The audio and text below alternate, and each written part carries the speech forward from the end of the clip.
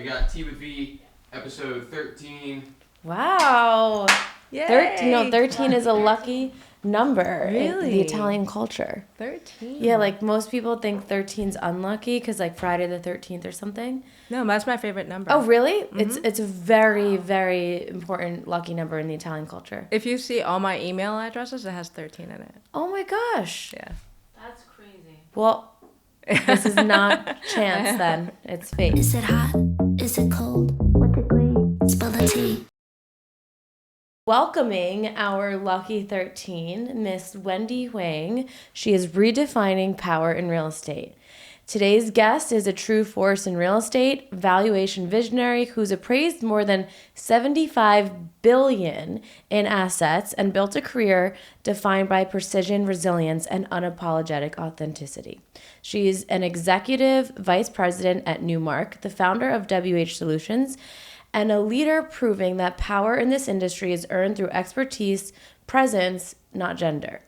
And your next chapter or hobby of your organic farm and sustainable living is what gets my ears perked up, and I can't wait to dive in. Oh, yeah. It's been a 10-year project so far. Thank and you. We're still trying to figure out. Ongoing. So everybody, welcome Wendy.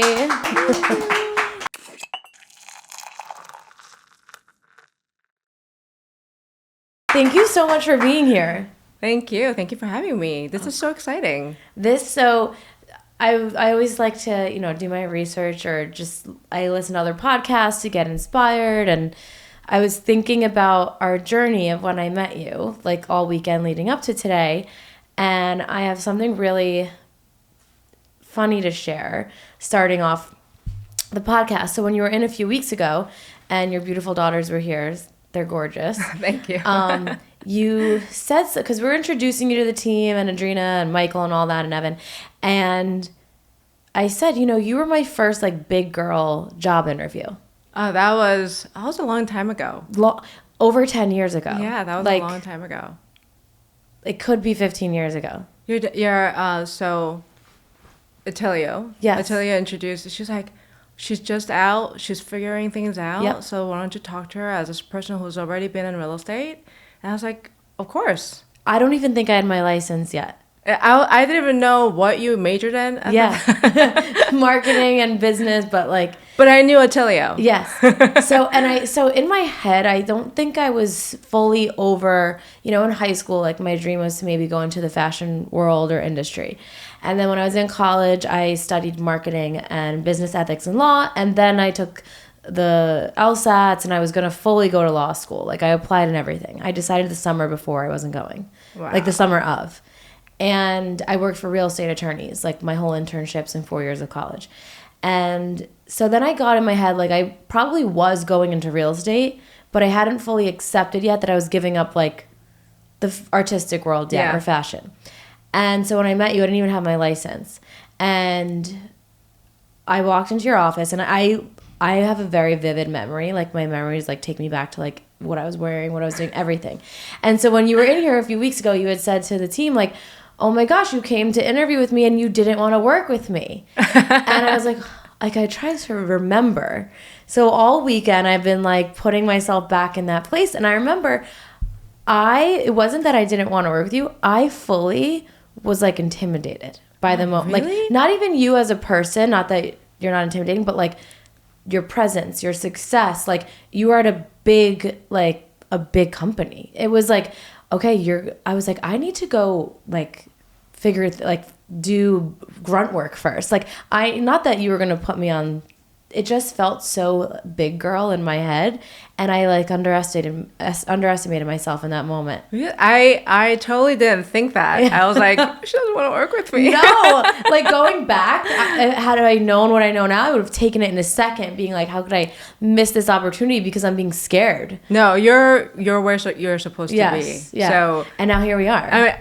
And going back, I was actually going to go to FIT. That's so for funny. Fashion designing, and my dad's like, yeah.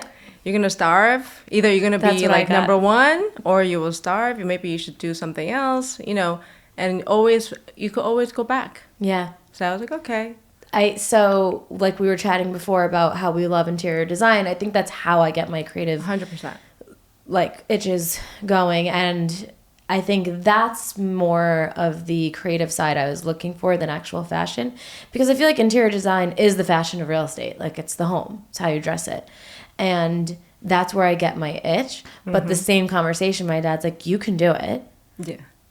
but do you like your lifestyle? Like you won't live it anymore. Like, Your dad and my dad are very realistic. Yeah. Super realistic. and he was right. Like, and not saying that people don't make it, but it's like the statistics of making it in the fashion industry compared to, you know, being an entrepreneurial role, or it's just so hard. Like you have to really have that talent. Otherwise you don't make anything in that industry, I feel. What I realized was, I mean, later on is, which I didn't like his answer about maybe you shouldn't go into that. Right. But what I realized later is that I didn't know all these other industries to make a good decision. Right. I only knew what I liked. Right. I didn't know anything else, that what I didn't like, what I didn't know. That's so interesting. So I was like, Yeah. all right. When he said, you got to figure it out. How could you not like something that you don't know? Yeah. So go venture out and Right. see what you do like once you actually get a little bit of taste of it. He's like, fishing, when people fish, some people might not like it, some people like it, but there is something in it that people like. Right. If you haven't found it, that's when you don't like it. Right. When Wow. you find it, then you like You it. like it. That's so true. So I was like, okay. That applies to everything. Exactly. Dating, hobby, everything. I don't know about dating. If you don't like it, you don't like it. And you can't like, find it. chemistry, no. Right, exactly. I'm not going to, just make it work. That's called settling. Which we have to get into that world too. Yeah. Okay, there's so much to cover. Like, and also I have all of these questions and notes and everything, but I just learned, honestly, 5 minutes ago. I thought you knew my father for 10 years, or I guess 15, but you've known him for almost 30 years. Yeah. That is wild. Yeah. Tell me about that. So we immigrated to the United States when I was 9. And then we were living in West New York in a small 2-bedroom apartment, like 600 square feet on Bergen Line. Wow. For about 8 years, maybe more than 8 years, close to 10 years. Okay. And then we had, at that point, 8 people living in that apartment. Wow. And how many bedrooms? My dad was 2 bedrooms. 2 bedrooms. said So it, yeah, we yeah. had, my brother and I was 18 when I moved out. Wow. So my brother, my sister, and I, we were in 1 bedroom. And my parents were in the other bedroom, which was so small that when you like walked in and you laid down, you were on the bed. Oh my gosh. And then my uncle and his family, who like immigrated as well, they were living in the living room. Wow. And it was just like full house. And how was that? I didn't know anything Right. much better than that. I just Right. like, let me make it, that was my idea. But I was like, when are we going to move out of here? Yeah. When we're older, we're just going to make money. We're going to all put it together and we'll Right. all succeed together. That was our idea. Isn't that how you're living your life too? Yeah, Which but- I can't wait to get to. Like, your family is one of the biggest success stories to me. Like, I tell people about you guys. I mean, it's you, your brother, your sister, and your mom and Yeah. dad. And the life you've built. I can't wait for everyone to learn about it on Oh this my podcast. God. That's when I met your dad. Okay. 'Cause- Because you know he grew up in West New York. He did? Yeah.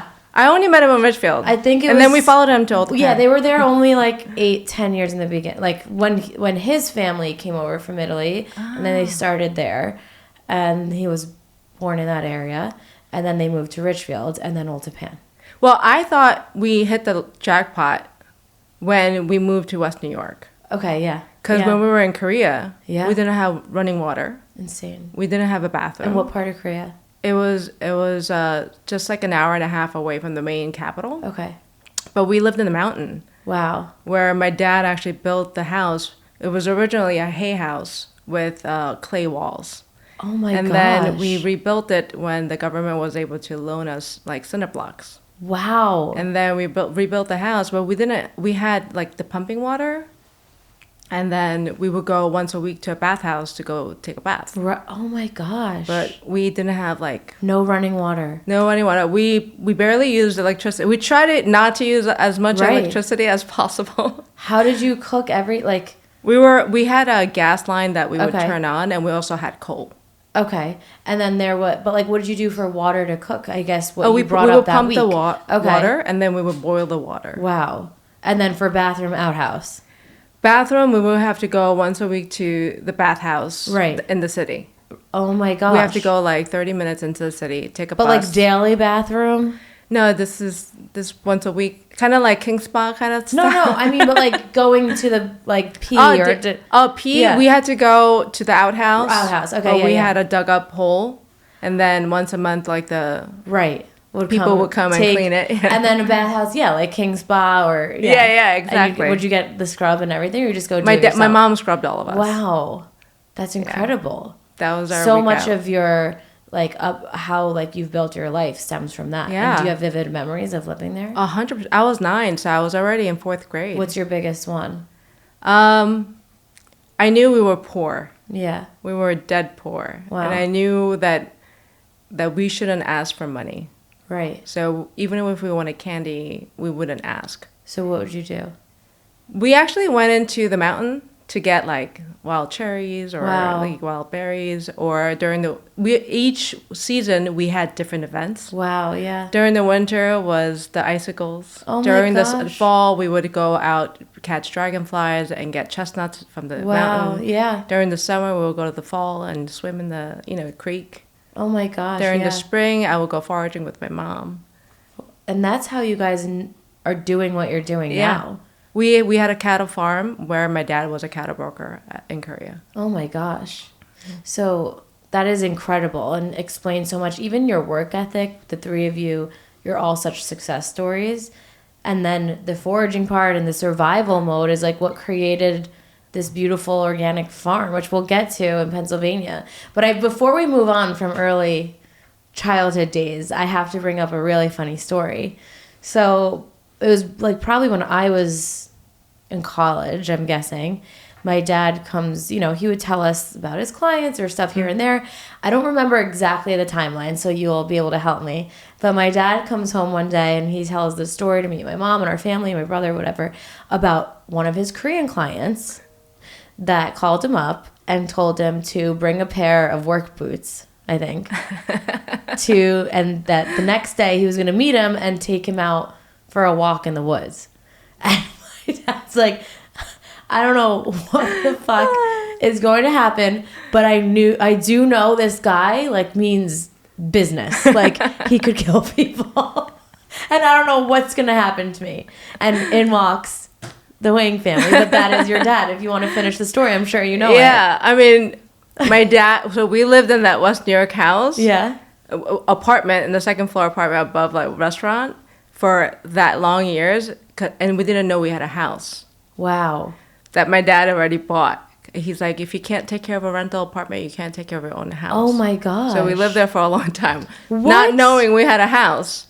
So that's when I met Attilio, where my dad bought a house from him, and then we moved in. And we cleaned up and That we was did in all the Richfield. work. Yeah. That's the Richfield house. Wow. And I so think he was just holding out on you guys to like see if you deserved it or we like, were to working do it? our butts. We cleaned that house, that apartment, that small apartment, really well. Oh my Scrubbed god! You it with probably eat off the toothbrush. floor. Okay, all right. Keep telling me. That's so funny. So I think after that first meeting, first house, I think my dad really liked Attilio because he just bent over backwards to make sure that this deal got done. Wow. Because my dad is not your normal average, Right. Guy, and he will make sure that things are done right and Yeah. things are done where it's supposed to be, and no funny business. No. So I think he was looking for some other properties with him, and they were walking to some of the wooded area. Yeah. And at that time, he had the Lincoln Continental, which was Okay. which is like a mafioso kind Definitely of a car. mafia car, yeah. With a huge trunk. Exactly. And then my dad takes out his, boots, like his rain boots, out of the trunk, and it rained the night before. And he's like, This is a Attilio, scene. put your boots on. We're gonna walk the property Wow. to make sure there's no wet area. Wow. And your dad's like, He's not trusting surveys. guy. He's going out for himself. this guy's gonna kill me. And he's gonna put me in that trunk. Wow. And your dad told me like many years later that That was the thought that was going through his Yeah, mind. he told us about it. He was afraid of him. I was like, really? That is so funny. But my dad probably told him a lot of, stories from back in Korea. Yeah, that gave him like, okay, he knows what to do. Yeah. By the way, I'm drinking, which we will get into, but Wendy's special this one's dandelion. That's the dandelion. Tea. And it's herbal, it's medicinal. It's medicine. Yeah, it's pretty much better. My mom's so good at foraging at the farm all the time. Wow, so And good. then she just makes these teas and she wants to feed us well. Right. We don't sell these, but we will give it out to our friends and I'm families. so glad I'm on the VIP list for this.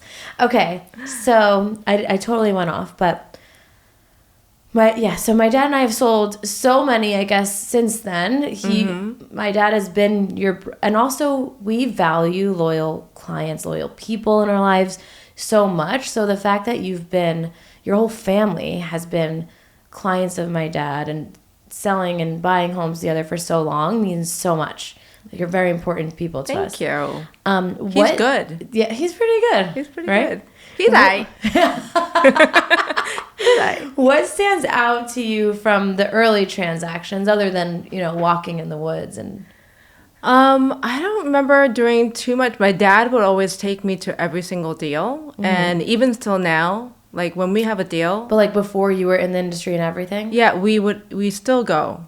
Right. All of us still go. Wow. It's not just my dad going. It's all of us. We walk And what the is property. that and ritual everything. together? Like just all seeing it or all putting your Yeah, input? everyone could see different things. Right. Everyone can think different things. Right. And everyone can learn different things. Yeah. So that's the whole idea. And making sure that we're all invested together. Wow.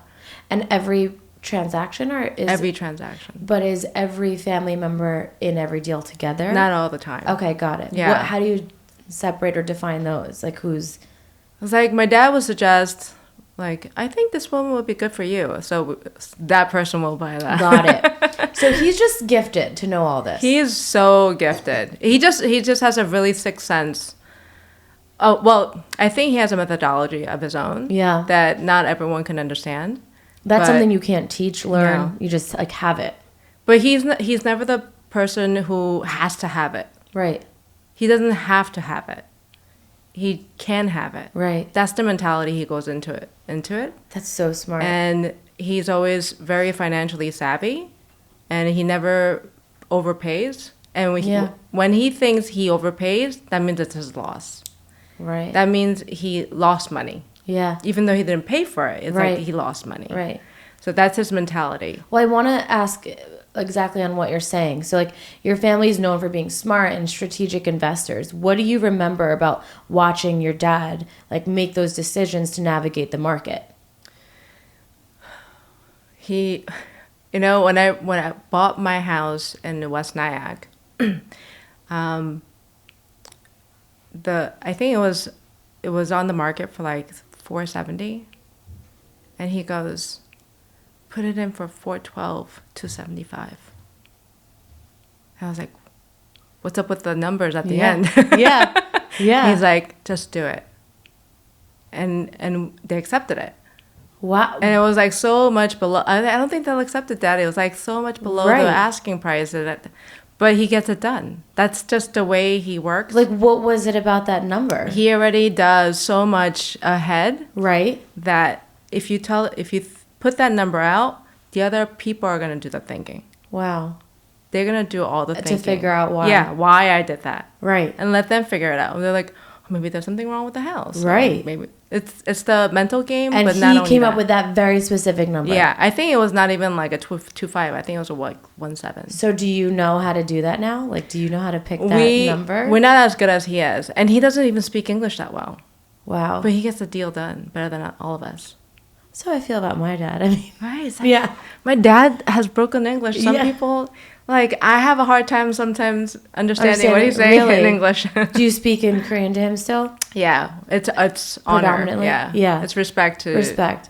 I love your culture's signs, like how you like. There's so much respect Yeah. And especially for the elders and family Yeah. in your culture. And I just love that. And I feel like it's dying in our society. It is. And I gotta say, I'm not doing very well with my kids as in teaching them the language and so forth. I'm trying to get better at it. Right. But it's not as much as how we grew up. Right.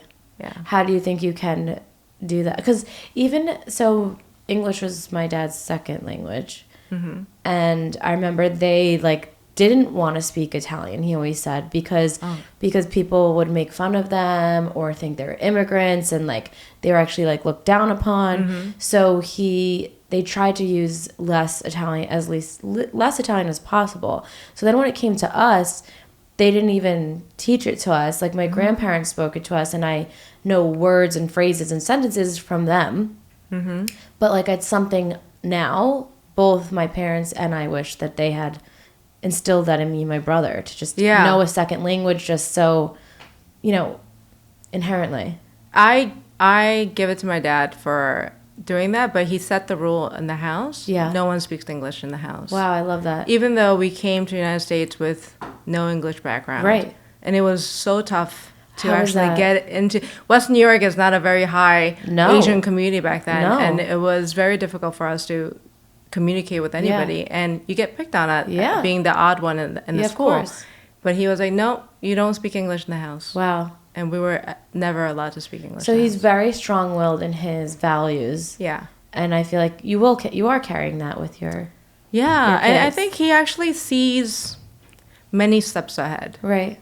And I think that is the part that you cannot deny. Yeah, that's a gift. Yeah, some people don't have that, but he's the professional level in chess, the Asian chess. No way. So he's he Already thinks 10 12 12 steps ahead, and he's also very strong with his faith.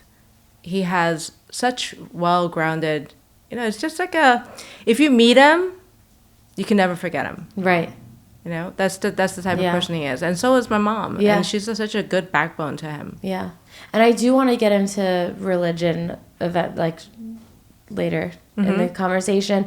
I was just saying to the girl who does my makeup and hair this morning that I feel like lately I've been leaning into my religion more. Not so much, I've been trying to go to church when I can, but more just praying. Mm-hmm. Because there's no reason you can't just pray all the time. Mm-hmm. And instead of looking for answers everywhere, I've been practicing just giving it up to God. Mm-hmm. And I've been attracting more women into my life that are very rooted in their faith. Mm-hmm. And even having you here, my last 2 guests on the podcast were also extremely religious. My makeup girl, we pray before the day starts. I just feel like those are my prayers being answered, that I'm even attracting those people around my life more. Yeah, that's our number one in our lives, and we devote our entire lives to it. So my dad is hanging something with a hammer.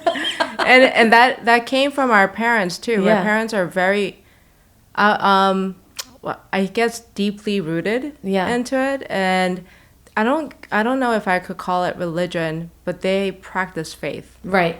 And it's their daily lives. And what does that look like?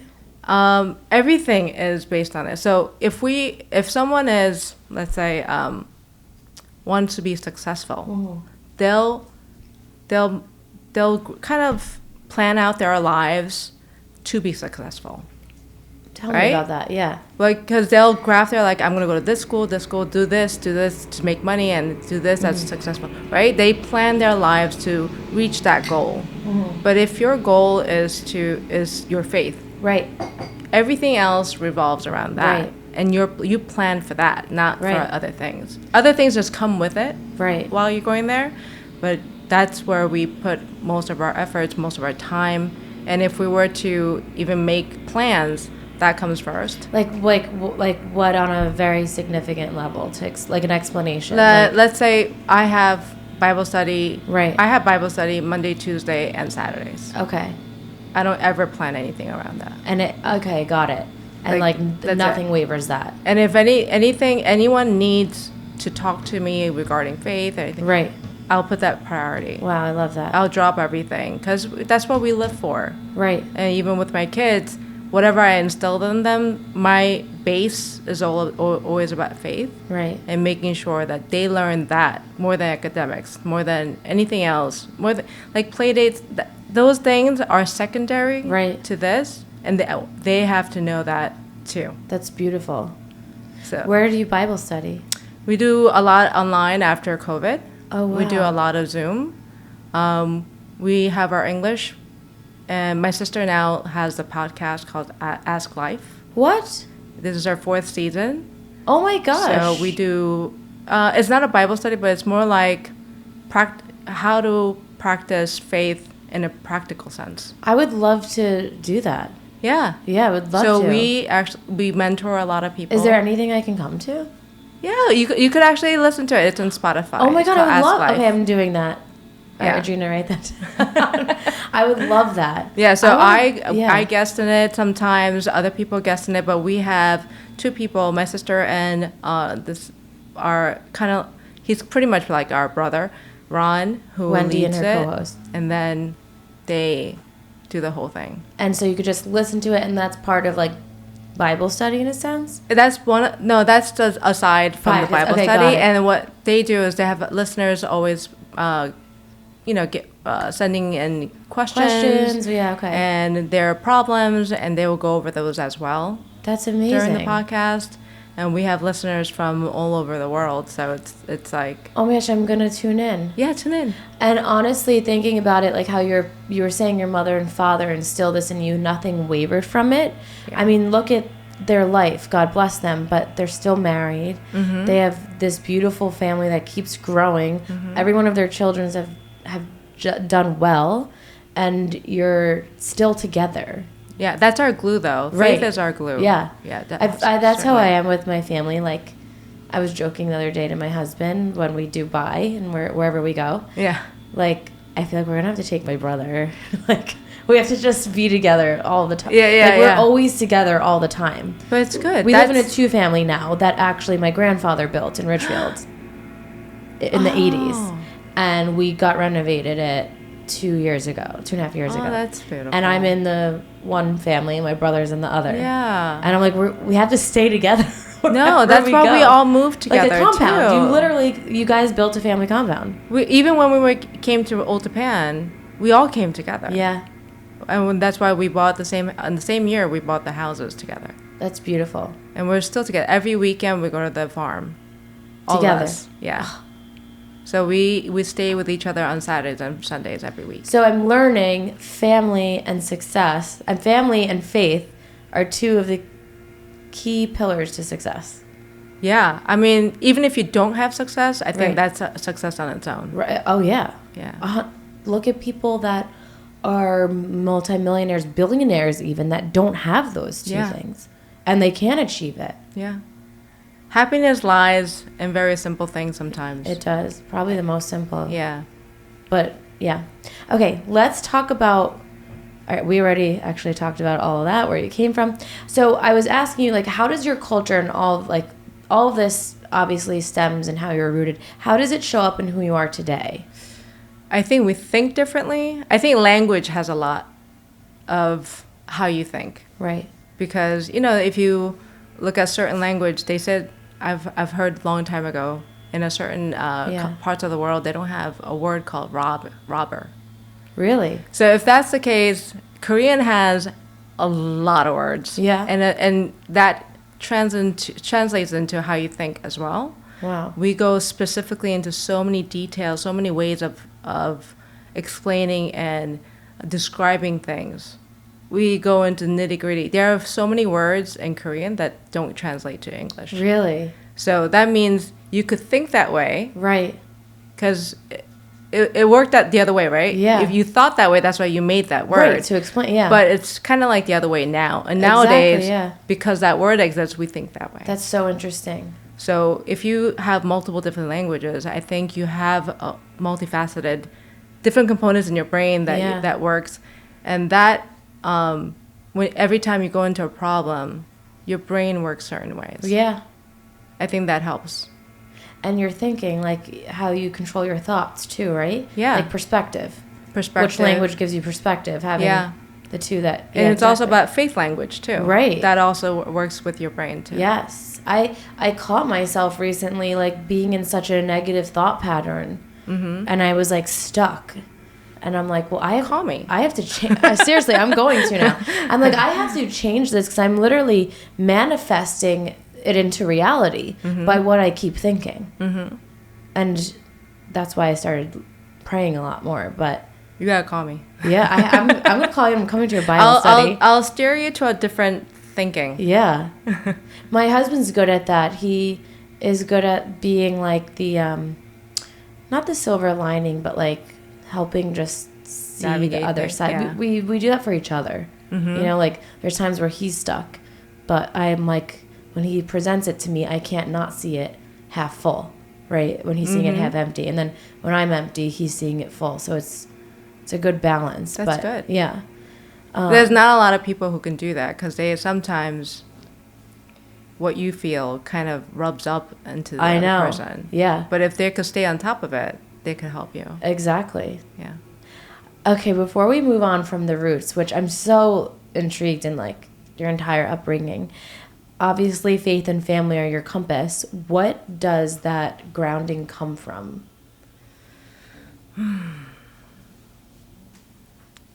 Where does that come from? Well, that is pretty much what it is. Like, I don't ever worry because of it. Really? Yeah. That feel like you saying that, living a life free of worry, sounds so nice. It's like even if something bad happens, you don't have to worry. Yeah. Like that is such a kind of like Superman, being a Superman in this world. Because no Truly. matter what happens, you don't have to worry about the outcome because it'll still be okay. Yeah. And then you'll still come out successfully. I think everybody may have a different understanding of what success may be. Yeah. But to me and our family, our success is we learned another thing. Wow. So I think I have a example. My sister during the bubble time, her business wasn't doing so well. Were you gonna say the depression? Yeah. It Recession. was. Yeah. Yeah. And then Yes. my dad was like, you should go into stocks. Yeah. So he's like, put about $200,000 into stock. And you know how volatile it was back Yes. then? Oh my She was God. losing hair. Oh my God. Well, yeah, Right? like you manifest. Yeah, it comes but he's out. like, you're going to learn so much from it. Yeah. Just do it. Wow. It's going to teach you how to think big. So like And have almost guts. puts you in a position to have to just You have to do it. figure it out. Exactly. So she did it. And, in one day you could lose half of it. You lost $100,000. You could lose all- yeah, Yeah, what in the- one day. So what did she do? How did it? So my dad told her there are 4 outcomes. Okay. You make money and you learn something. Right. That's the best outcome, right? Yes. But the second best outcome is you lost money and you learn something. Right. And the third outcome is you learn nothing and you gain money. Right. And the fourth is you lost money and learn nothing. Right.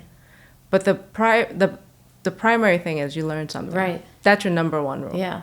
So I think when you go into any type of event where you're able to learn something, because not a lot of times you will find what you need to learn. Yeah. Some people may catch, oh, maybe this is teaching me this. Right. But that's not always what you need to learn. Right. So How do you look for it? How do you look for what in the moment, like whether it was a good outcome or a negative one, like how do you find that lesson? usually in the Bible. Huh. I love that. Like just reading. Reading, and there's a thinking pattern. Bible also has a thinking pattern. So trying to figure that part out. Okay. Because it's not a normal human pattern. Right. Human thinking is very one-dimensional, maybe two-dimensional, maximum three-dimensional. Yeah. And I think you have to look at it in many different ways. And also I would discuss it with my family because if you have a problem, it's more of a sphere, Right. more than having multiple sides. Right. A sphere has infinite sides. Yeah. And everyone can look at a different side to Right. it. And I think that and taking that in and being able to, even if it's not a nice thing to hear, Yeah. but to still hear it and take it, Yeah. I think that's part of the process. I'm like lost in your lessons right now. Like I'm like I forgot we're on a podcast, and I'm like I'm going to take that to heart. Yeah, don't if you're, especially when you have a family who has very good faith and you could rely on them when you're sometimes lost. I think that's one of the biggest asset you could have. Mm-hmm. Oh my gosh. Yeah. Some of the hardest part though is the awareness of you being lost, right? Yeah. Like that's what takes some people a minute to get to. I think most people are lost. Yeah. I because just you don't feel- know your future. I You know. no one has that crystal ball. When you have faith, you're not, because you're instilled that I'm exactly in God's timing, God's plan, and I am where He put me, and it will work out. But it's hard to constantly remember that. But faith itself, if you think about the word faith, Yeah. it means you cannot see, Yeah. Oh, really? right? Yeah. Why would you need faith when you can see it? Right. It's because you don't see it that you have to believe in it, And have faith. right? Wow. Yeah. It means that you can't see it. That means you have to have a firm belief Without that seeing that is there Yeah. without seeing it. Yeah. That's the whole point. So that at all times when you have faith, you cannot see Right. until it comes to pass. Right. And then you don't need faith anymore because you've seen it. Right. That's think- beautiful. Yeah. And true. Yeah. Very true. Oh, I could go on forever about Yeah, this. I'm like, teach me more, Wendy. I want to switch topics, though, to real estate. Okay. The road to becoming a real estate powerhouse. You really are a tycoon in your industry, and there's a lot that a lot of women, men, whoever are listening can learn from you. How did real estate become your world? Like, I know that obviously you grew up and you're buying homes and flipping or just different properties, but what was the moment that changed everything for you? We realized that my sister was going to be a doctor. I was going to be FBI, and my brother. FBI? Yeah, and he. What? I didn't know that part. I knew like Fashion Institute and then real estate. No, where's the so FBI after part? I graduated, I graduated from Stevens Yeah. with a computer science degree. Wow. And I was going to be a field agent for. That's amazing. And then this was during 9/11. Wow. So they're like, no, don't go. Right. And my sister was like, you should interview with my friend's company who does appraisal firm, who has an appraisal firm. And they just branched out of Cushman & Wakefield, which is a huge firm. Yeah. And I was like, okay. Like, you know, Right. I still want to go to FBI, Yeah. but I don't mind going to an interview. For right now, yeah. Yeah, and then this was right before graduation. I went to an interview because they're not going to hire me. I don't know anything about real estate. Right. You know, I just know how to like put nails on the wall and do Yeah. maybe like spackling or something. All right. I got the job. That's incredible. And then they were like, you could always go back to FBI if you want. right. Which is like, sounds like crazy, but And I was like, yeah, of course. Yeah. I have until 36, I think, if I want to go back to FBI. Right. Because I majored in like hacking and doing that kind of stuff, trying to What? be. That's so cool. That's what I wanted to do. You know, Silence of the Lambs was. Oh my god. Okay, so side note, like where do your hacking skills come into like everyday play?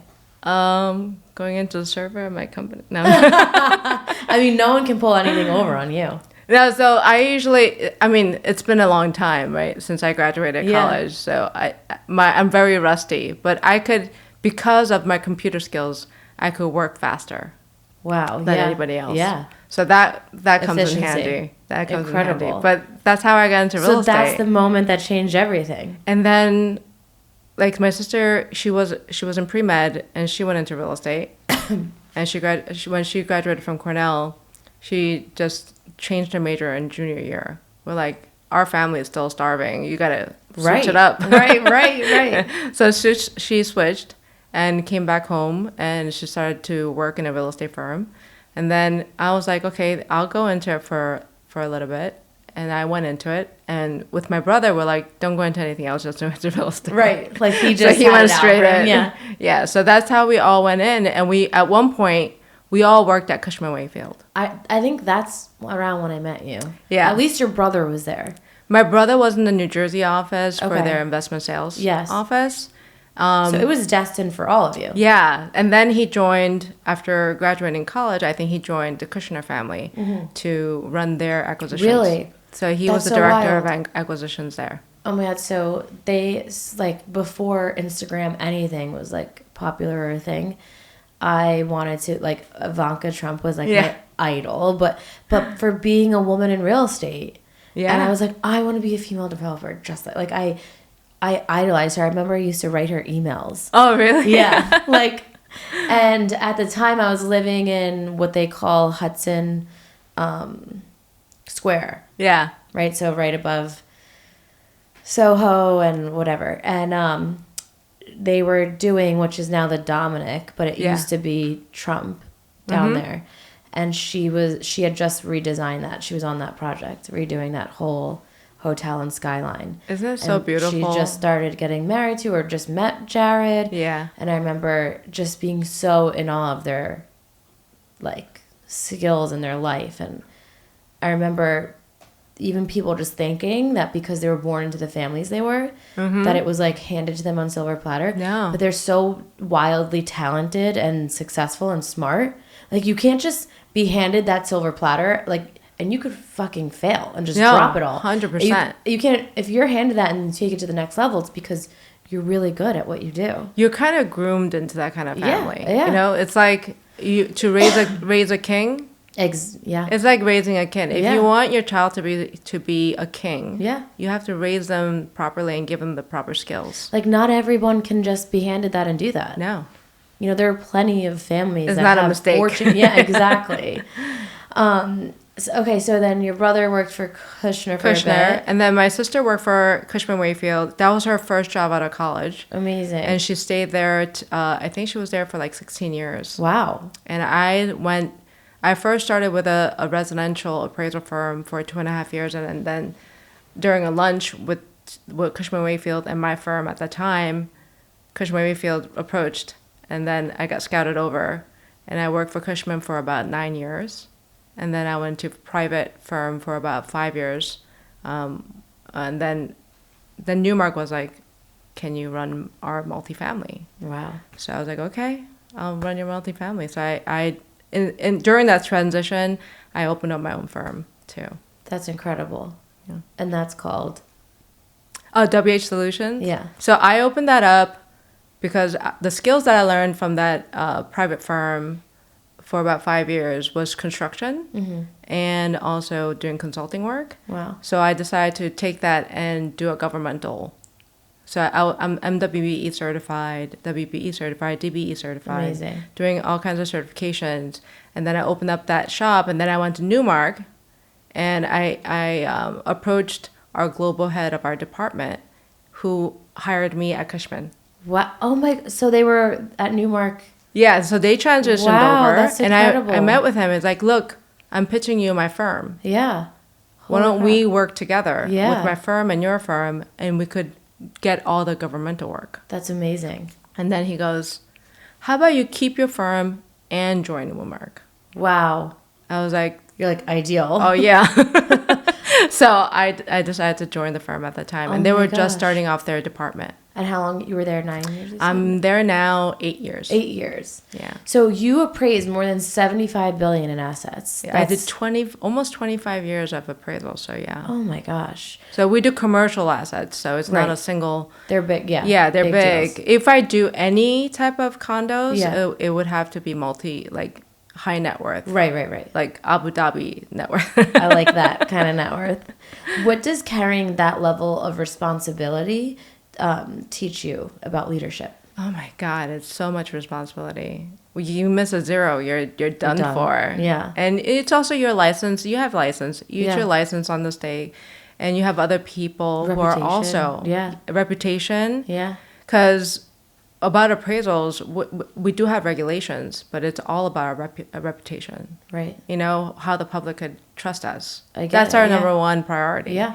So doing that, I'm not saying I'm perfect, but you know, you have to have Pretty close. you have to be very responsible for what you're producing with your Yeah. numbers and go over and over. And the relationships you're carrying throughout. Oh yeah, and the clients, Right. You know, there's also you have your bosses as well, Right. That you have their faces that you. Have How to, are you your leadership though through it? Like I'm sure there's a lot of people that work alongside you, under you. Yeah. Like how do you carry that out? It is tough because people are different than what methods or schedules or they work differently, and everybody is different. Yeah. And I think they teach me because you're not born a leader. Right. You're built as you're building as a leader, Through and experience. you continue Yeah. to learn from that. And I think certain people may have a knack for it. I'm very good at just making sure that two sides work well together. Yeah. Well, that's a pretty hard skill though. That's so within the family. Right. That's everybody has their forte. Yeah. And they put me as you go talk to that person. Right. And then you go say that to that person and make some kind of relationship with them. I feel like even with my father and I, there's like certain clients he's dealing with, and there's certain conversations he's like, no, you're making that call. Yeah. Like, we just know our audience. Yeah. Okay, so also managing 250 buildings at once feels pretty superhuman.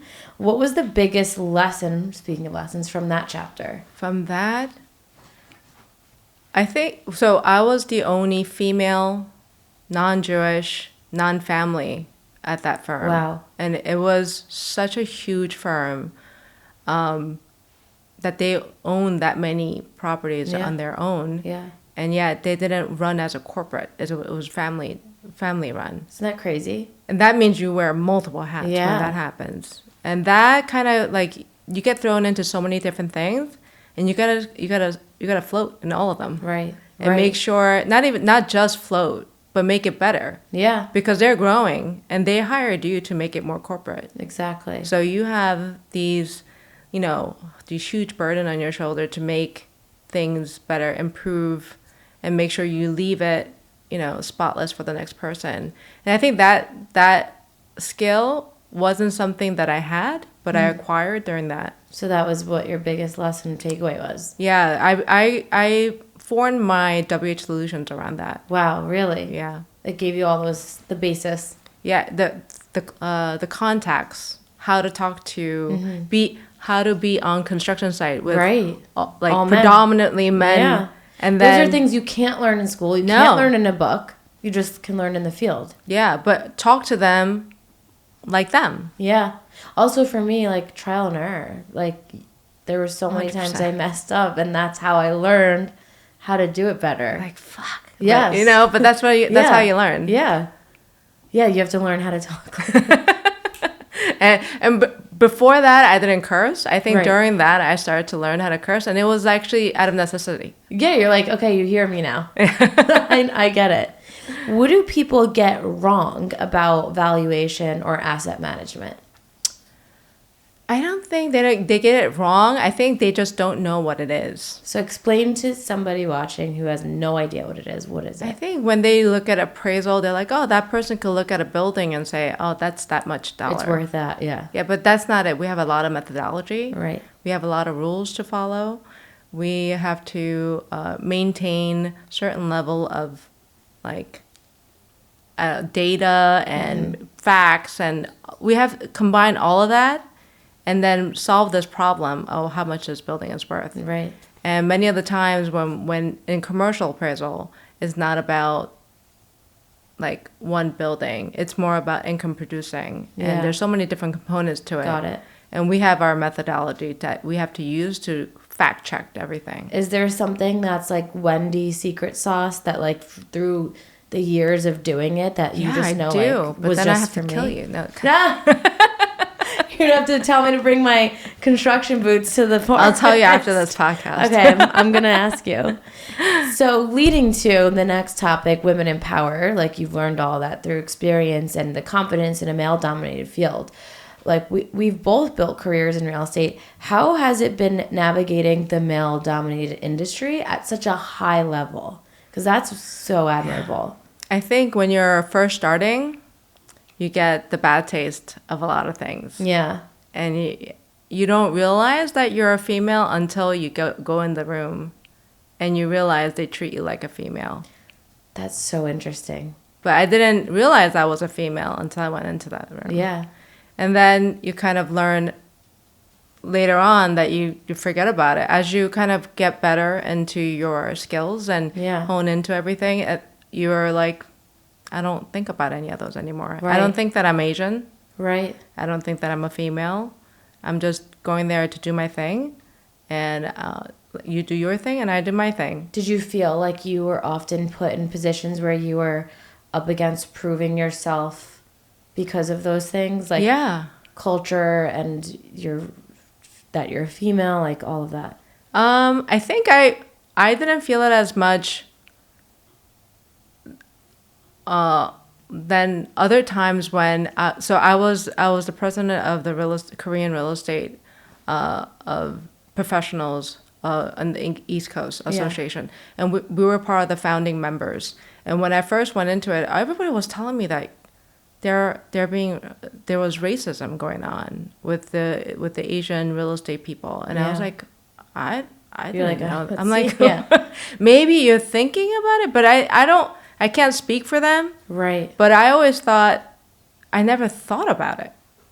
I never thought about the Asian person. I never thought about, I'm just different than everybody, and everybody's different than everybody. Right. And about, like, my boss is a woman. Yeah. And her boss is a woman, which is pretty amazing, which is very different than what I grew up with. Yeah. But I never counted how many men, I never counted how many women were in the room. It's interesting what you said in the beginning of the question, that when you first entered the industry, you walked in those rooms not knowing you were a woman until you were made to feel like you were. Yeah. And I feel like that has to do with how we're raised too, because I can relate. Like, both my parents never raised me that, like, because I was female, there was something I couldn't get. Like, they raised me on the belief that no just means not yet, and never take no for an answer. Yeah. So I understand, like, it wasn't until you're put in situations that people made you feel like either less than or belittled. Like, what were instances that you were made to feel like you're a woman and that's a negative? It was not really about that. When I went to construction sites, they automatically assume that you don't know anything about construction. Yeah. And they automatically think you have to prove something to them. And I really don't have to prove anything to anybody. Yeah. I'm just there so that I can see what you're doing is right. Right. And I'm going to prove it. And I'm gonna make sure that you're doing it. If you're not doing it, I'm going to say something. And I'm going to teach you what you're doing. And I'm very unapologetic about what I love have to that. say. Well, my whole slogan is unfiltered and unapologetic. So I really appreciate that. And not to be mean. No, it's just to be direct. We always have to be filtered. Yeah. To hurt somebody's feelings, or, like, obviously I lead with empathy, but it often creates inefficiency. Yes. To not be able to be direct. And I'm not trying to be nice or not nice. Yeah. I'm just trying to tell you what needs to be done. Yeah. And if you heard it right, you would take it and run with it. It's and so if you true. Take it where I didn't mean to go, then you will take it and go to the bathroom and cry for 2 days. And most likely that's something they need to work on. Whatever. Yeah. And that has happened. Exactly. That's funny. When did you learn to step into your power unapologetically and unfiltered? I think it just comes with, we gotta get shit done. Yeah. That's pretty much it. Like, this is a waste of time. Let's do this. I've always wanted to be a boss. Yeah. And now that I am a boss, I don't want to be a boss. Yeah, that's so funny. And I realized, like, that all those years I was trying to get to that position, and I didn't realize what was entailed in it. And now I just want to spend more time and, like, farming my kids. That's like, another farming, yeah, you know? It is. It's like the slogan, because, like, I feel like a decade ago it was like girl boss, hustle culture, and now it's like I girl boss too hard, and now I just want to stay home and make sourdough. I want to retire. Right. I mean, you're on the path. So how do you stay confident in the rooms that you are the only woman or the youngest or the boldest, or I'm sorry, but if you're pretty, you're smart, you're young, like it's very, very intimidating to people that don't have the same confidence. So like, how do you do that? You know, I've noticed that younger me and younger people always think that people are looking at them. Yeah. Like, not what they have to say, Yeah. but they're looking at everything about them and What they're wearing, like every single thing, and how you talk, how Right. you dress, and how you look, and it's not about that. Right. When you're now in a more comfortable age and you're unapologetic about Yeah. what you say, is nothing of it. I don't care if you're female or male. I don't care what you wear or what you don't wear. I'm just going to tell you exactly what needs to be done. I would love everybody listening to like write that down, because that's the biggest, like I wish I could have told that to my younger self. I think on micro levels I'm still learning that, but it's like I know it though to be true, but I wish I could tell my younger self like nobody is like, and if they do, you're not in the right room, Yeah. you know. Yeah. And I think your brain goes somewhere else that doesn't need to go, instead of focusing on the things that you need to focus on. Exactly. I think I could have been a lot more efficient in a lot of ways if I could have removed that roadblock. But I think also the society kind of raised us that way. Unfortunately. Yeah. I agree. What advice, speaking of, to our younger selves, what advice would you give women who want to own their authority?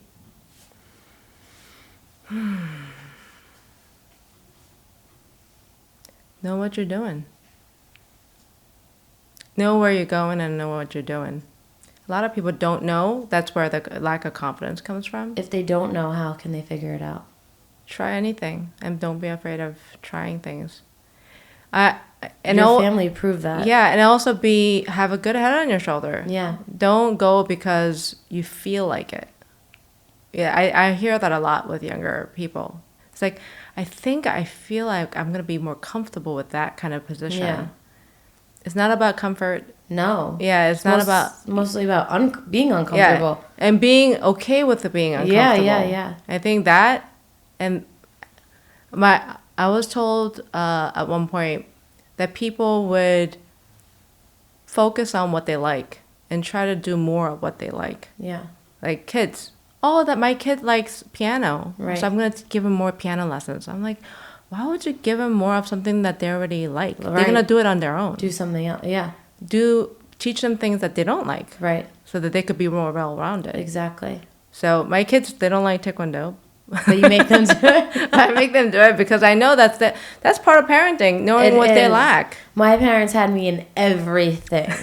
Taekwondo, piano lessons, voice lessons. Oh.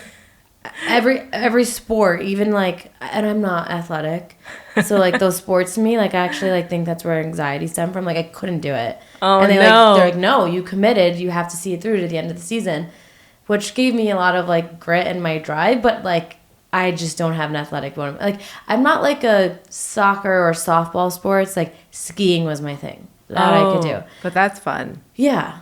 But I did everything to figure out what it is I do like and to try other things I didn't think I would. But trying everything is okay. I know. Yeah. But you don't have enough time in your lifetime to try everything. But if you, like, I lacked self-confidence, and I think I was very much an introvert when I was younger. And I needed to be more like my sister, who was very much of an extrovert at that time. And she spoke well. She was okay in a crowded room. Right. She didn't get nervous. And I was like, I want to be like that. But I didn't have... How'd you do it? I put that as a focus. I was like, I'm bad at it, so I'm not going to avoid it. Right. I'm just going to do everything that makes me uncomfortable to get to that point. You faced it. Yeah. So, like, you know how younger real estate people go to networking events and they don't know anybody? Yeah. And you put yourself into it. Yeah.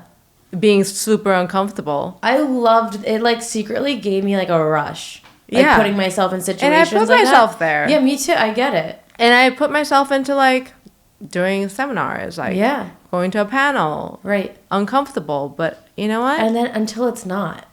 And right now, younger me would be super nervous here. Really? And I feel like I'm in my living room right now. So It's amazing. But Yeah, you're so- also a very good host, so it's okay. Thank you so much. And see, you did it until you're not uncomfortable anymore. And also faith Yeah. built a lot more confidence, not It all caring about comes back. anything, Yeah. than the minutia things. Right. Yeah. I feel like what I'm taking from you and learning is like being so rooted in your faith helps those little things that seem like big things kind of dissipate. Yeah, there's a lot of noise. Right. Noise, exactly. And those noise makes you very uncomfortable and very... and puts doubt. yeah, it's a lot of doubt. And you lack confidence because of it. And as you go older, that one little pimple no one sees, that you see like with magnifying glass. That you thought was the world. Yeah. And you don't care anymore. Yeah. You're like, oh, it'll go away in 2 days. Right. Exactly. Exactly.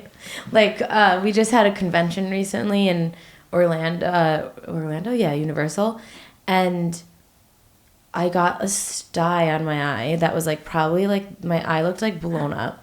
Like I literally looked like Quasimodo from Notre Dame. Oh, no. Like I was like younger me going to a convention, I probably wouldn't have gone. I would have canceled. Like I just rocked it. Like I just went to it. I didn't put makeup on it. Did you put like a patch? No, I just let it out and I watched really? it at night, and I just was like meeting people like from every region at Sirhan with a big swollen eye. Oh my God. But I didn't care, you know? That reminds me, so we had a Korea tour with my sister.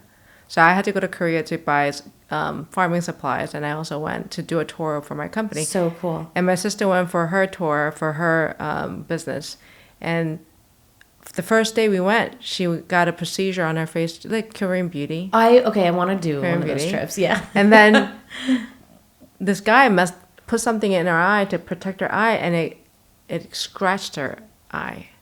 Oh And my she almost God. went blind. Are you kidding? So the whole trip, that was the first day. So So it we had was to go like- to ER for because it was a holiday, so like no one was around. So we had to go to 3 different ERs, and she finally got an eye patch. Like because they scratched both of her eyes, but only one eye was it worse like than the other. bloodshot? Like all red? She couldn't see at all, Oh and then my- the light was blinding First of all, her. that's scary. I know. Like when you can't see, like One of you- the doctors said it was going to be permanent. She was going to have permanent blindness. Oh my God. Okay, that's major. I know, but I'd she's be like doubting my life decision. so we got there on Saturday, and Monday was her first meeting. What did she do? I finally got a patch where I was able to like DIY a patch that didn't allow any air, like light to go through. Right. And she had that on, and she went to all of her tours And with she all did these like big shot clients. Were they asking questions? Of course. And what was her? She said, you know? Yeah.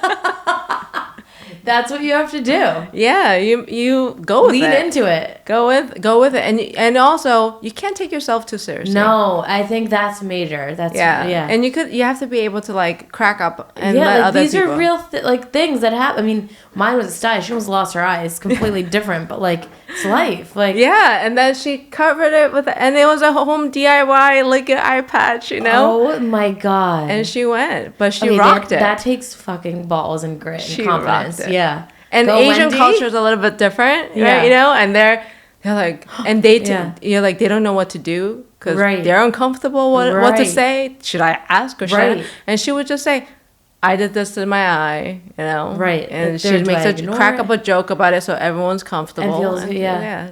Yeah. Oh And my you God. own the room at that point. Yeah, you right? do. And that shows a shit ton of confidence. That's I don't give a fuck energy. That's amazing. Oh man. Okay, moving into WH Solutions. I know that being in the 2 fields you were, that sparked the entire idea behind it. Yeah. What did you juggle, like launching a company while growing your corporate career? What was the biggest juggle for you? So I had like a year before going back into corporate and to actually grow that first, and then because when you're starting out your own company and you're doing it on your own, yeah. that's a whole different thing. You're doing like You're trying to establish something that doesn't have any roots. yeah, and you're doing things that you weren't once doing though at corporate, like the Yeah. little things again. And to you're build it, right? everybody in yeah, that company. Yes, yeah, you're every fucking hat. Yeah. But your primary thing is to go meet people that you don't know. Okay. go open up new channels, Right. open up new faces, everything. Yeah. And I think that also creates opportunity when Yeah. you do that. It does, yeah. And you get to meet people that you never knew before, and you don't know what they do. You're putting your business out there. And that helped a lot. And that also, I was also helping other people get the same type of certification at the time. That's what I was gonna ask. So I think I'm going to help you with that too. okay. Oh my. So why was creating a certified MB, WB, WOSB, DB firm important to you? Explain that all to me. It's kind of, there's not a lot of people who actually could get into that type Yeah. of enterprise. And New York, New Jersey as well, but New York was leading away where they had to put a requirement for every project that required a certain percentage of the budget Yeah. that needed to be those kind of people. Wow. People with those type of certification, they need a minimum of 15% of the budget. Let's say their budget was $50 million. Yeah. 15% had to be used to those firms that had MWBE Wow. or WBE. So that was starting to become more solid, Right. solidify in the industry. And I was like, okay, this is something that's going to put me separate from anybody else Yeah, who's in this completely. industry, and especially in an appraisal firm.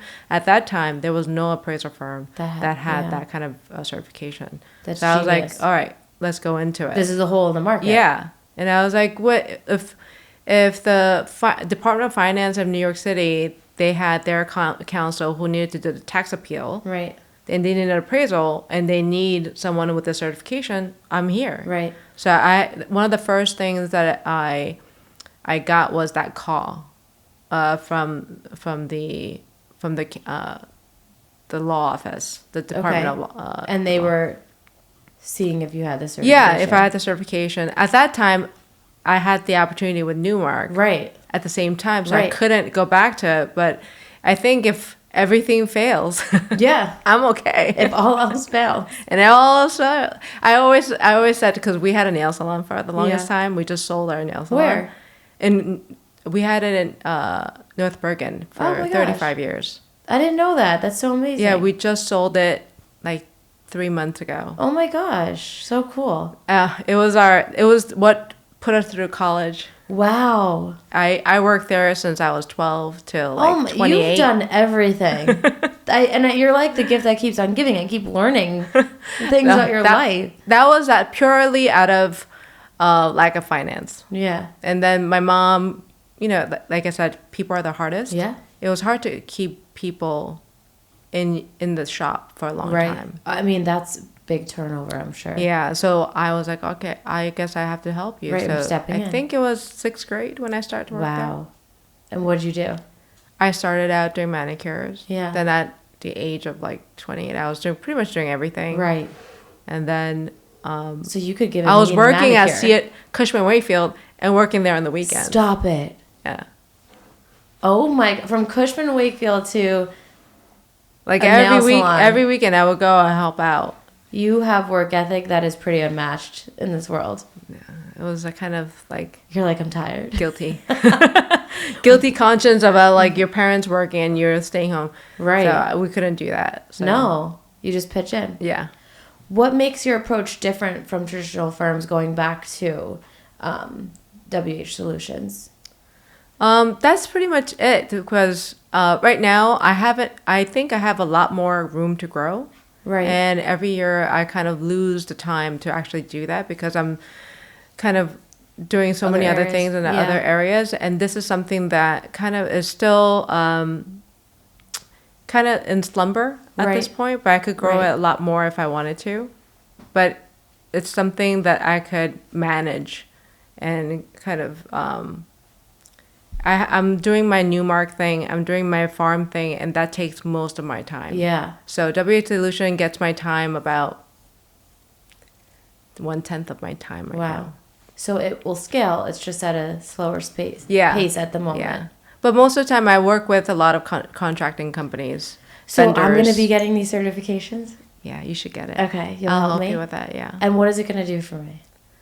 I think you could do different, just by having it, Yeah. it'll put you in a different different level Okay. of things, and then you could also work on governmental. Okay. Oh. If someone is government is selling Yeah. a building or something, you could. then get I that. can just do it. Yeah. Oh my God, that's major. All right, You're able to pitch it. we're gonna talk. Yeah. Okay, now before we get into, because I'm definitely gonna pick your brain on Korean skincare rituals, all that fun stuff to end, but I want to talk the farm. Because this is so, like when you said that to me the other day, like I haven't stopped talking about it to my husband. We're very, like, he's in sales as well, but we're very into organic, sustainable, like where the food comes from. Like I told you, he made us go buy a cow in Pennsylvania, upstate, 2 years ago. We could only fit a quarter. He wanted the whole one, but I'm like, we don't have, You can't. and we bought two extra freezers. Like we get our chickens from there, and then like everyone at our wedding, both of our vows, we talked about like pasture raised, grass fed, grass finished beef. Like we're very into it. We have kimchi every day. We have a scoop of kimchi every day, and we're into like healing our bodies the way that we can, but balanced because we are Italian. We enjoy our wine, but I love this life. Tell us about everything you and your family created with the farm. I don't even know where to begin. Like we were looking for a farm about 15 years before we actually bought this farm. Wow. And we were under contract for different farms at different times, and it just didn't go through. So good things take time. Yeah, definitely. Because we were under contract for a farm, equestrian farm in upstate New York in Liberty. So cool. And then that didn't go through. We were under contract, but something happened, and we couldn't do it. We were out in Frelinghausen in New Jersey. And where? Oh, okay. And then that was another equestrian farm, and we were under contract, and that didn't go through.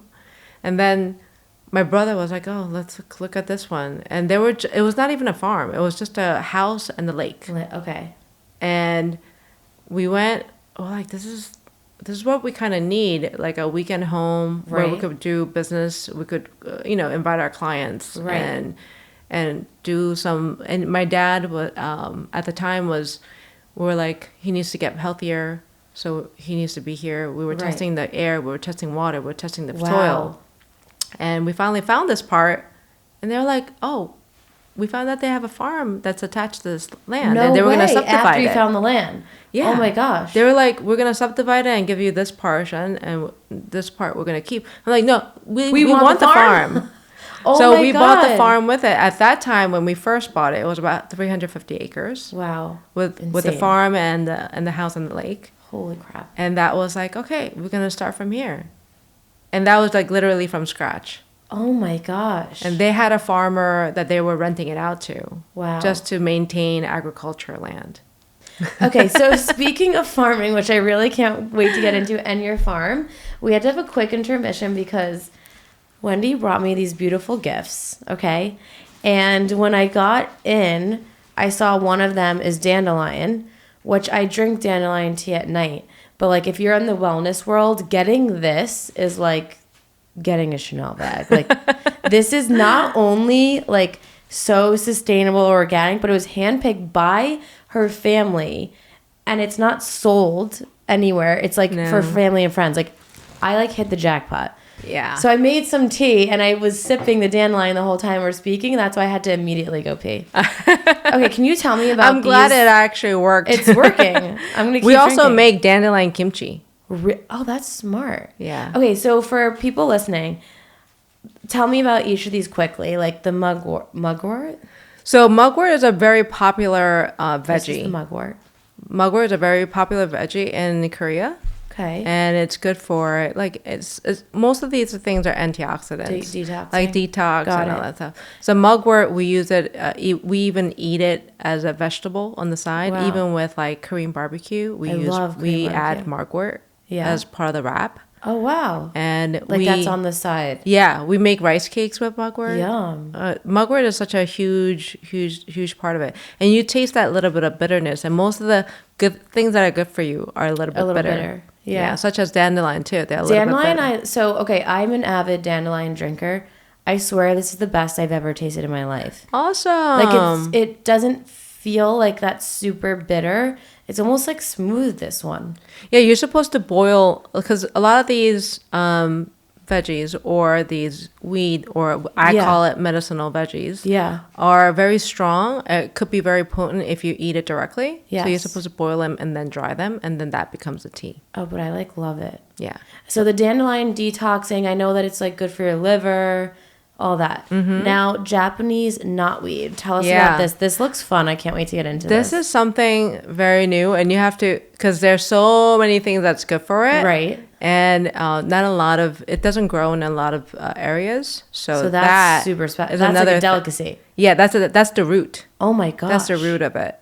So Like I know marshmallow root is like a big, right? Or Marshmallow licorice root. Oh, licorice root. And I've been seeing marshmallow root. Yeah. I don't know what it's So called. this one is also, it has antioxidants.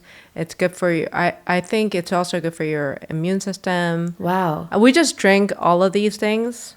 Okay, also, like, I need to call you out on something. So when you were here a few weeks ago, I was like, Wendy, oh my God, your skin. And they make homemade organic kimchi, okay? So just keep that in mind. And I know that's, like, extremely good for your gut, which eventually makes your skin glow, right? The healthier your gut is. So I'm like, Wendy, your skin, like, it's plump, it's glowing, what the hell? And she's like, oh, it's De Alba, the mist spray that I got on Amazon. So obviously I went and I got it and I use it every 5 seconds. Did you use it? Yeah, I'm obsessed. But this is more like you cannot credit how beautiful your skin is to De Oh, Alba. thank you. Yeah, like this is all of this is like We do literally- Korean beauty too. you Yeah, know? I need like that's what I want to like hear a lot about. Also, before we shift, the why to the farm.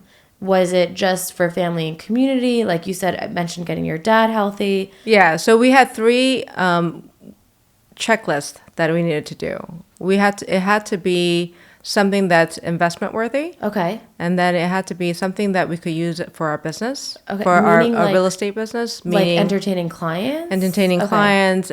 So we have a mansion there now, which is a little bit over 12,000 square feet. Wow. And that's the main house. Right. We thought, okay, this is perfect enough Yeah. for us to have some kind of, gala or something small. Right, that's And then beautiful. it was right on the lake, and we were able to have our boats there.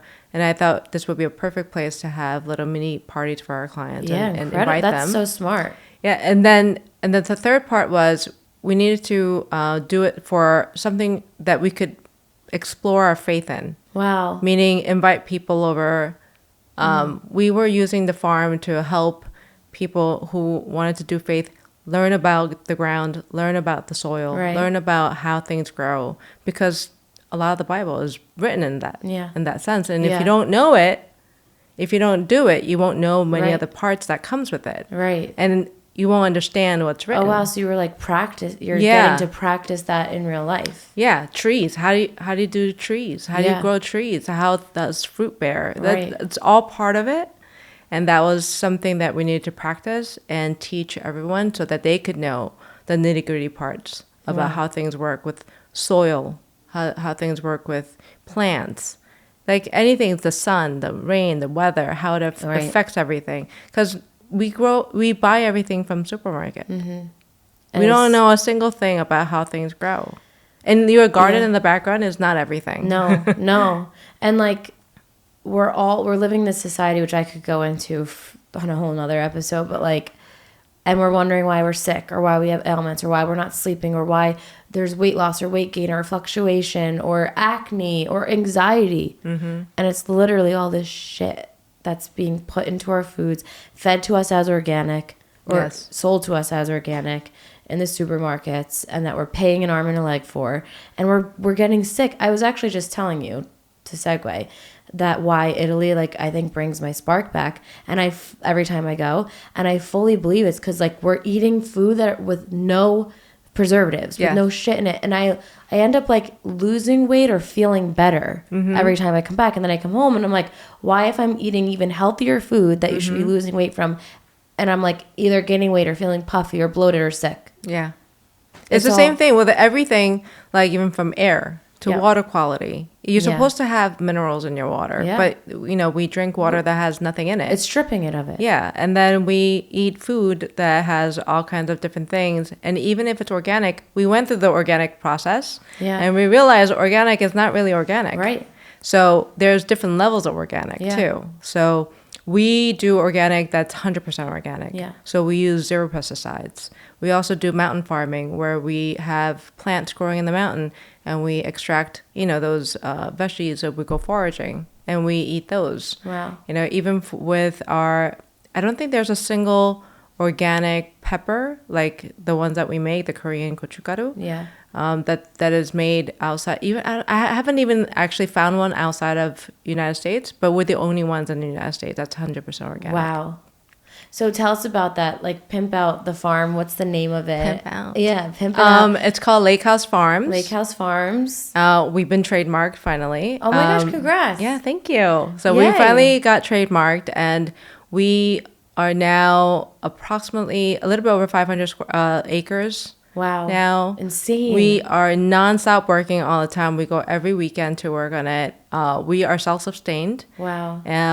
We get aquatic weeds from the lake, and we use that as part of our, fertilizer as well. Oh my gosh.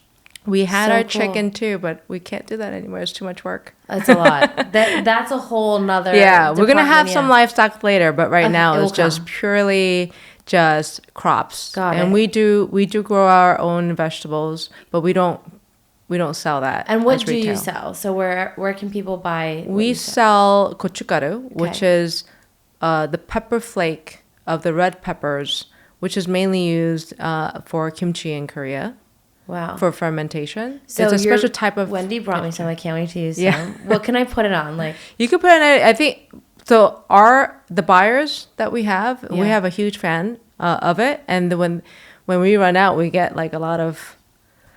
they're like, where is it? Yeah, well, They're, like, like, where is it? Because addicted. we usually sell out by August of every year, and then like, are you using it for like marinating meat, or can you just put it as flakes on things? People Like, put it on salads. Wow, okay. And they eat it straight out of salad. We have fine grind and coarse grind. Okay.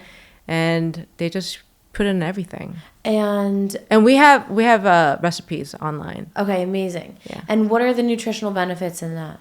So it's non-GMO, Okay. but the pepper flakes, what they have is called something called capsaicin. Okay. It's supposed to help with your digestion Oh, wow. system, Okay. and that's what keeps a lot of the weights off too. Really? Like the peppers, yeah, Okay, I'm gonna put it on everything I eat.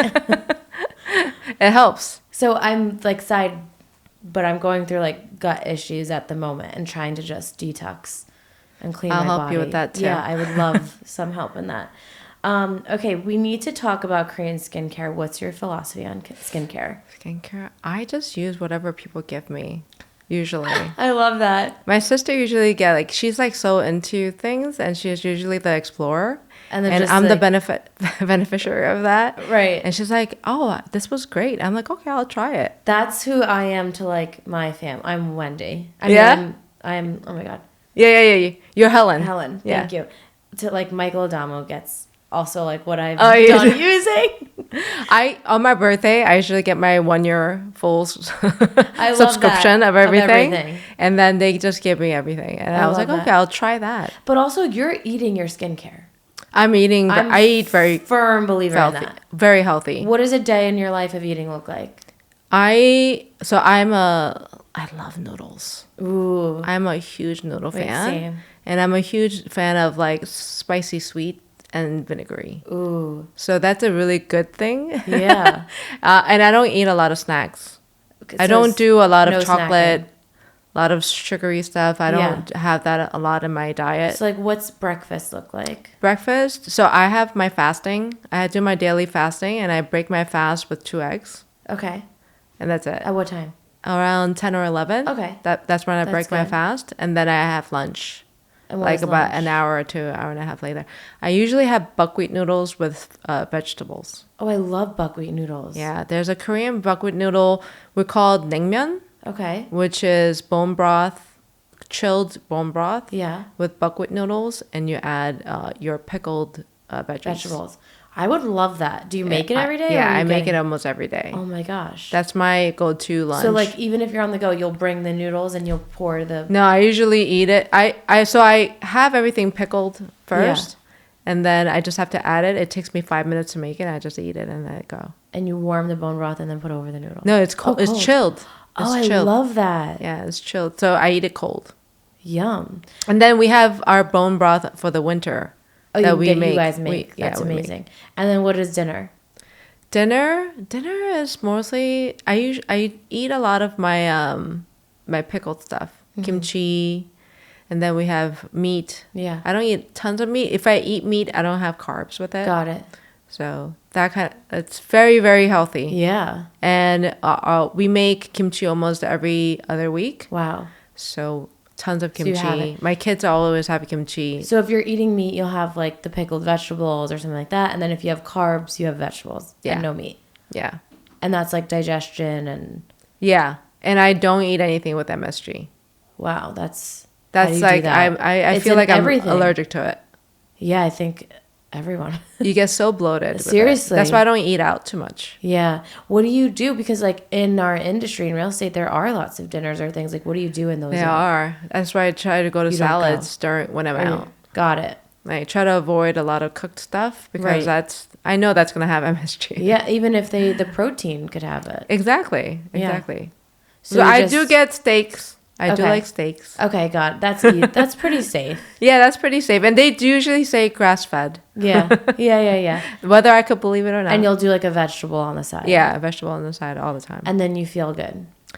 When I better. eat out, not as good. No. But on the better. weekends, Yeah. we pig out on the weekends. Do you? What Oh does my that God. look like? We have feasts. Oh my gosh. So my sister usually is the main cook at the farm. Okay. So we go to the farm every weekend. I love that. And my sister is usually the cook on the weekends because she wants to put my mom to rest Yeah. during that time. That's so nice. And then I'm at the field. My brother's on the tractor. Right. And he brings people, and they're also on the field. Yeah. And she's like, lunch at 12, but she's already prepping from 8 a.m. Wow. So for 4 hours, she's like Oh my gosh. cooking straight, and we eat for 15 minutes. Right. But we pig out. And who cleans? Roborock. Because like for me cooking, like the cleaning up part when I'm cooking is the most dreadful Oh, part. everybody cleans. You mean Everyone like cleaning pitches up? in. Everybody cleans. We don't Okay. use dishwasher, by the way. Okay. Hand wash. Yeah, we That's hand what I wash like. everything. Yeah. And it's the dishwasher is just for drying rack. I feel like I do a better job than the dishwasher. I feel safer. Yeah, me too. And what does she make for like? What are you picking out? Yesterday during lunch, we had Korean barbecue. Yum. So we had the lettuce wrap, perilla wrap, and then we had bulgogi. What else did she make? I think she made a noodle dish. We had bean sprouts. Oh, I love bean sprouts. I love bean sprouts. Love. You know what I love too? The red bean cakes. Oh, you do? They're Yes, my dad's favorite. My favorite. And then we had pork belly, like sizzled, Yeah. like thick cut So good. That's my favorite. pork when I go to belly, Korean and barbecue. then we had chives Yum. with it. Yeah, It's all still relatively healthy, but you're just picking out. Yeah. We're picking out. Yeah. But we're like our calorie burning I was at the gonna say field. you're putting the work in. It is. We wake up at like 5, 6 o'clock like, in the you morning. need it. And we eat breakfast by 6, Oh my and we're gosh. out by 6:30, And you're going. and we're on the field till 12. And the kids are working. We put the kids to the farm too. They were picking peppers yesterday. No way. Yeah, And they're really helpful. I don't know about the little one. The little one, we have to see how she turns out. But the older one was very helpful. Oh my We were God. in competition with each other. Wow. Well, that creates healthy. Yeah, I like healthy lessons. competition. Yeah, it works. So you're eating your skincare mostly. The glass skin trend is everywhere, like the glowing, poreless, hydrated perfection. Is it hype or is it actually rooted in Korean skincare culture? I think it's very much Korean skincare Yeah. culture. I'm not as rooted into Right. it. I think I'm like maybe a fusion I think that's of the two. Yeah, I'm definitely a Yeah. fusion because when I go to Korea, they know I'm from America. really. Yeah. Why? Even when I'm speaking Korean, Right, like right. pretty fluently, Americanized. they know that my makeup style Is different, right? and my eyebrows are a little bit different, Right. and the way I carry myself is a little Yeah. bit different. And they know that I'm from America. Wow. So when I go, I know they're gonna overcharge me. right. So I haggle a lot. That's amazing. I'm not That's another unapologetic part. I love that. A negotiator? I love negotiating. I love a good haggle. Even at a mall. Yeah. I don't care. So, okay, you'll think this is funny, but my dad, obviously, like, he's Mr. Negotiator. I grew up with this in my blood. Even my mom, like, when she goes to the Bronx to get, like, food for the holidays, she's negotiating. Oh, like, that's awesome. We all do it. And, like, even my friend Blaine makes me do it for her. Like, you know, like, it's just in us. But there was one time in life that I told my dad he was not allowed. And it's when we went wedding dress shopping. Because I was making these appointments for the dress, and I had, you know, briefed him that this is probably going to be the prices you're going to be seeing. Like, I'm just warning you. And he goes, you know, my dress ended up being from Monique Lullier, and then we talked about Vera Wang, and he's like, okay, but, like, I can negotiate these, right? Like, I'm like, Dad, please, like, anywhere in life, but do not embarrass me in this moment. You cannot negotiate at Vera Wang. Like, you cannot get the dress and try and haggle at Vera Wang, please. Oh, and man. I remember, like, when he was signing, we're at Monique, and he was like, and he was like, it took everything for him to, like, and he looked at me being like, I'm not doing it. Oh, man. And he signed. But I love a good deal, though. it's good. It feels I love a good deal. But wedding dress, I understand. You can't go to Monique Lullier and negotiate the wedding dress. So, do you have a Holy Grail product? Like, is there a product that is your Holy Grail product? Right now, I use beef tallow. Ooh, I love. I love beef tallow. So there's that brand Primarily Pure. Yes, I use You that. use that? Me too. For like my deodorant. Which one did you use? The blue something. I used the lavender. Oh, I like that one. I like have the three of lavender them. one. And the coffee one. The blue one literally just works the best. I think that is one of the better brands, right? Yeah, the natural way of hydrating. Me too. And I love their coffee scrub. Yes. Which I could just make that, but yeah. I don't. Yeah. We love Primarily Pure. But we do the Korean scrub. You know, that's part of our culture. I really Scrubbing. think that, like, if I'm not Italian, a big part of me is Asian. You'll be honorary Korean. No, because, right? Like, I mean, where we grew up, it was a big Asian culture, too. Yeah. Like, and Chinese, not Korean, but my mom's, like, my grandmother's best friend was a Chinese doctor. And she delivered my mom. And then she delivered all of her cousins. And then she delivered me and my brother. Oh, nice. She delivered, like, over 20 people in our family. She's still alive. She's 99. Her name's Dr. C, S-Y. But they gave her an English name when she came over. Chary, C-H-A-R-Y. And that's who my mom's named after. Yeah. Yeah. Oh, really? Yes. So, like, Asian culture has been very big. Like, wow. Even my wedding gift was, like, she said you have to gift, like, diamonds and gold and stuff, whatever. So, like, I got the gift. Like, I love that. Yeah. That the bride gets the They gift. do a lot of gold. Like, it has to be 24 Yes. karat. Yeah. And then, like, my red string I always had from her. And, like, every year we go to Aquarius in Fort Lee with her for dim sum. Oh, my God. But then also, like, I've had lots of Korean friends growing up in just the area. So I go for a once a month Korean scrub.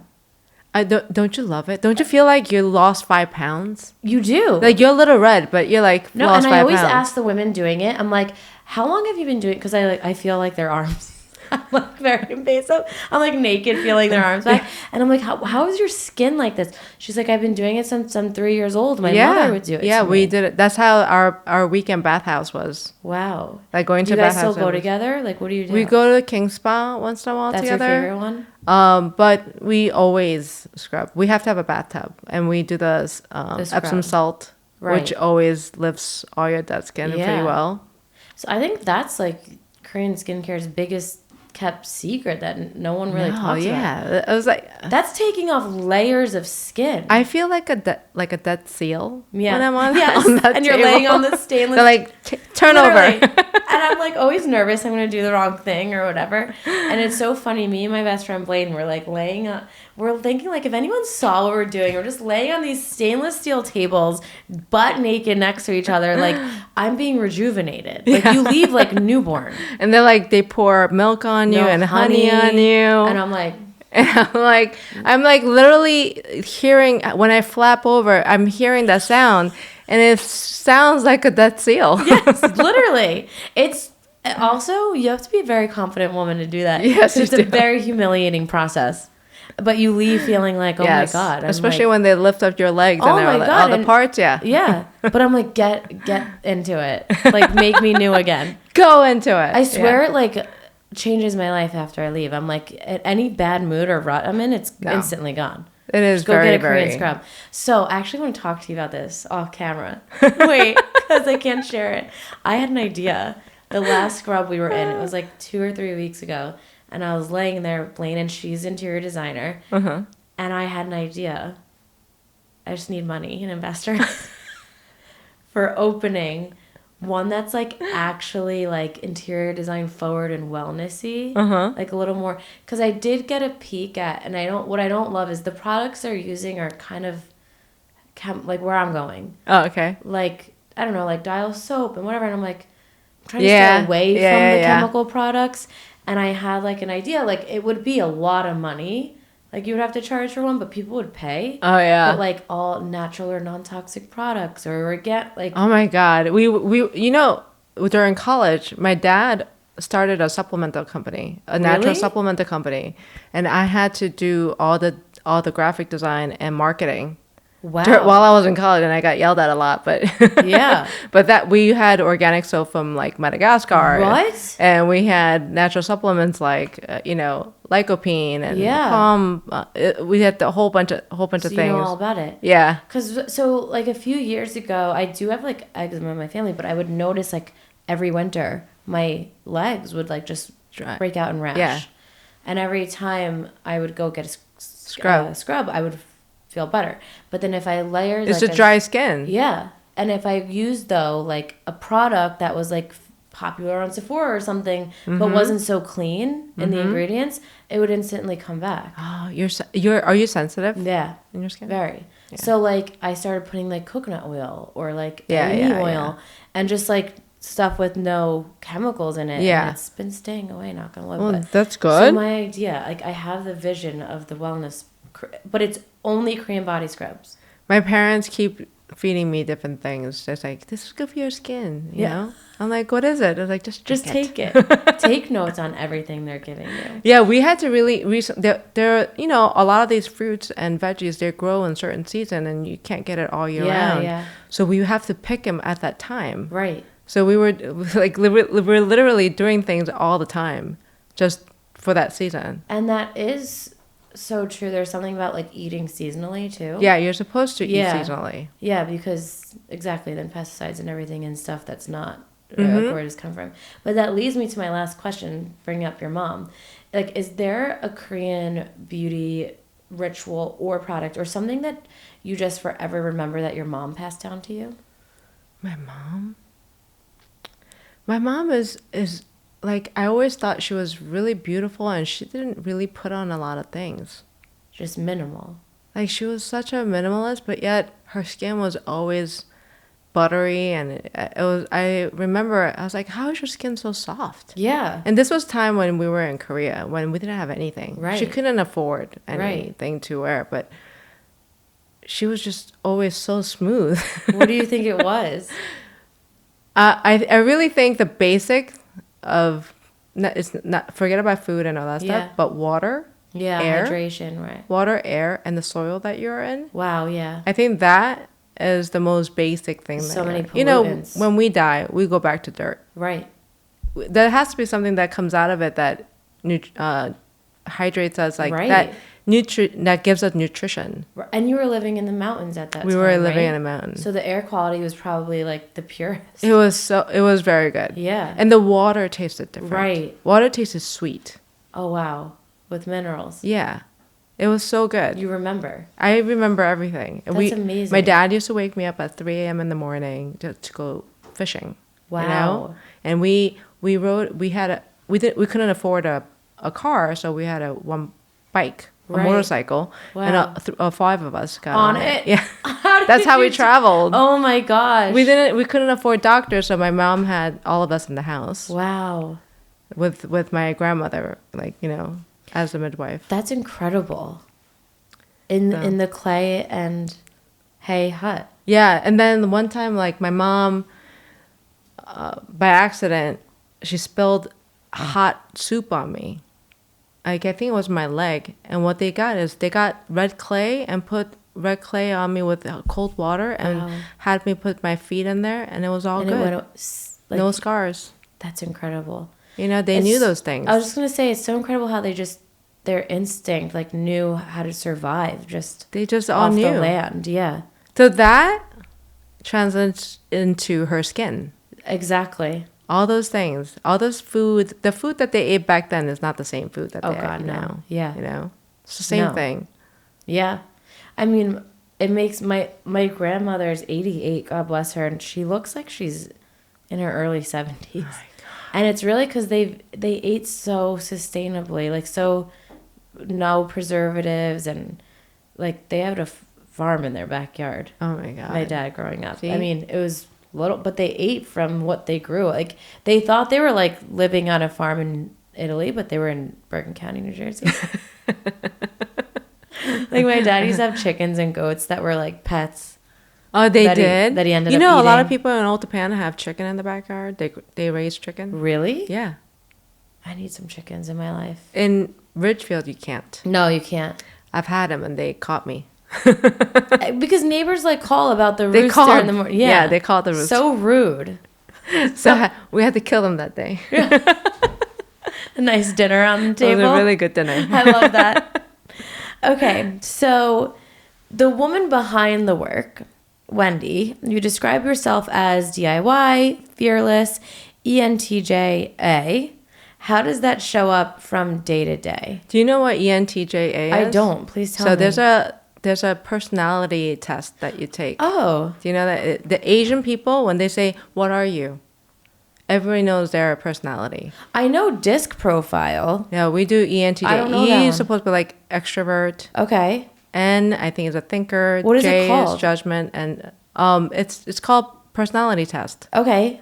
And they do all kinds of tests, and you answer these like 50 different questions, and they come up with your ENTJ and how many percentage of each one are you. So E is Extrovert. So my conclusion is I'm a commander. I'm a Wow. female commander. You are a commander. That was the end of it. Shit. I love that. So if you take that test, they tell you what you are. And every time an Asian person asks you, like, what is your personality? You just say, blah, blah, blah, blah. And everyone knows. Yeah. Everyone knows, oh, I'm that. I So didn't- you and I are similar. I didn't know that. Yeah, that's how they describe you. Wow. Like, long time ago, they used to say, what's your blood type? Right. But this is like a This little is bit the more. the modern. Yeah, the modern take And on your everyone will blood know type. it. Yeah, everybody So knows I it. can say it's mine to my Korean clients, and they'll know what I'm talking about. Yeah. I'm gonna try it. Exactly. And Wow. they'll tell you what they are. Yeah. So I know DISC personality profile. It's like another one, and like I know mine and my dad's were pretty similar, but I was a high D and a high I, which is drive and Intensity.